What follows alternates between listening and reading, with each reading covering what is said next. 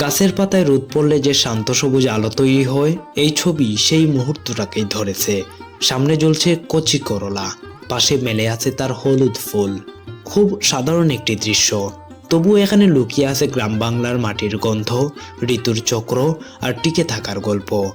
এখানে প্রথমেই যা চোখে পড়ে সেটি হলো করলা লতির ভঙ্গি। সরু ডগাগুলো ঘুরে ঘুরে উপরে উঠছে, যেন জীবনকে আঁকড়ে ধরার এক নীরব চেষ্টা। প্রকৃতি কখনো চিৎকার করে না, অথচ প্রতিটি টেনে ওঠা কুচকানো পাতাই বলে দে যত বাধাই আসুক বৃদ্ধি থেমে থাকে না। তারপর আসে ফুল, ছোট্ট, কোমল এবং সহজ।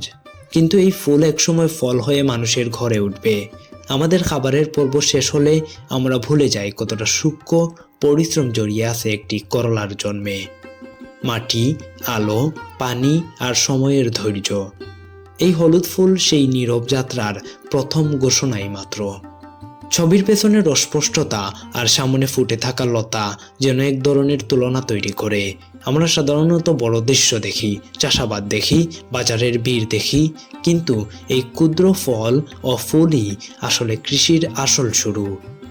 ছোট্ট একটি লতা বলছে, বড় হওয়া কখনো হঠাৎ ঘটে না, ধারাবাহিকতা আর যত্নের উপর দাঁড়িয়েই সবকিছু। প্রকৃতি আমাদের কাছে বারবার একই পাঠ ফেরত পাঠায়। ধীরে এগোনো মানেই পিছিয়ে পড়া নয়। একটি ফুলের জন্মও সময় চায়, আলো চায়, ঠিক পরিবেশ চায়। আর মানুষের জীবনও তো এর বাইরে নয়। করলা শুধু একটি সবজির প্রতীক নয়, এটি গ্রামীণ জীবনের স্থিরতা, শ্রমের শ্রদ্ধা আর স্থায়ী আশাবাদের চিত্র। একটু থেমে তাকালে দেখা যায় প্রকৃতির ছোট্ট এক মুহূর্তও আমাদের জীবনবোধকে নতুন করে সাজাতে পারে।